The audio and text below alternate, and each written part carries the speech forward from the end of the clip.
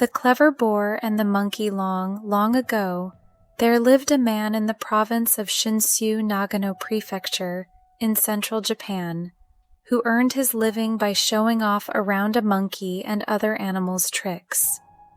One evening, the man came home in a very bad temper and told his wife to send the monkey to the butcher the next morning. The wife was very bewildered and asked her husband, "Why do you wish me to sell him to the butcher?" "The monkey is too old and forgets his tricks. I beat him with my stick, but he does not dance properly. I must now sell him to the butcher."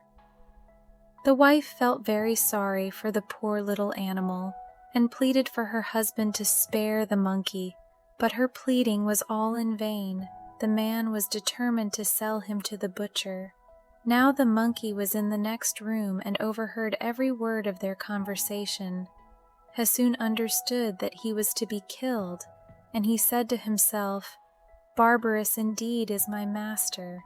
Here I have served him faithfully for years, and instead of allowing me to end my days comfortably and in peace, he is going to let the butcher kill me, and my poor body is to be roasted and stewed and eaten. Woe is me! What am I to do?"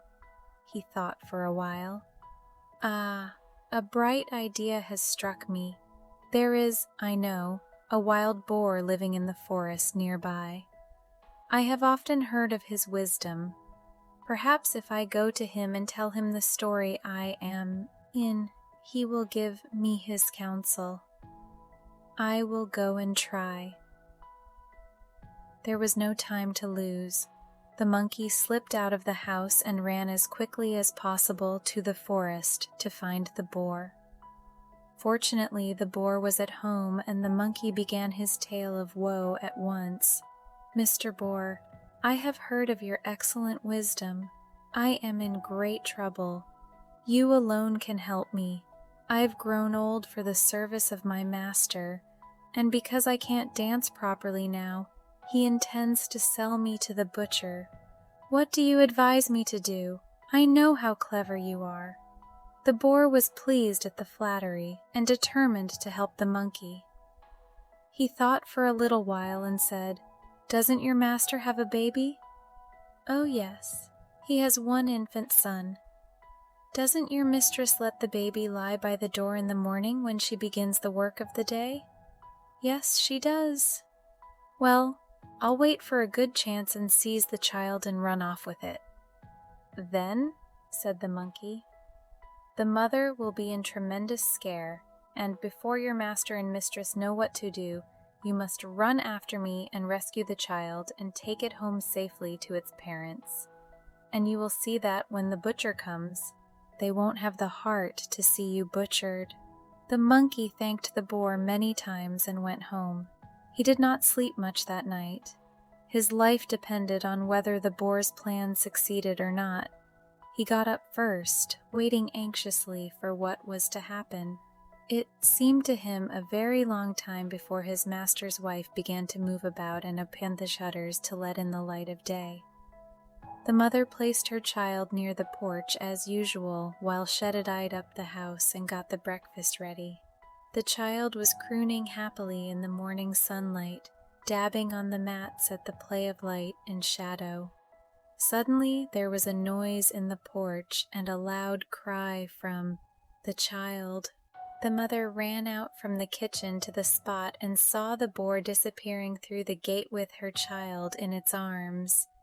She cried desperately and rushed into the inner room, where her husband was still sleeping soundly. He sat up slowly and rubbed his eyes, and crossly asked why his wife was so noisy. Her husband at once was aware of what had happened, and they both got outside the gate. The boar had got well away, but they saw the monkey running after the thief as hard as his legs would carry him. Both the man and wife were moved with admiration at the courageous conduct of the clever monkey, and they were beside themselves with joy when the faithful monkey brought the child safely back to their arms. "There," said the wife, "this is the animal you want to kill. If the monkey hadn't been here, we would have lost our child forever." "You are right, wife, for once," said the man as he carried the child into the house. "You may let the butcher go back when he comes, and now give us all a good breakfast, and to the monkey too." When the butcher arrived, he was driven back with the order for some boar's meat for the evening dinner, and the monkey was petted and lived the rest of his days in peace. His master never struck him again.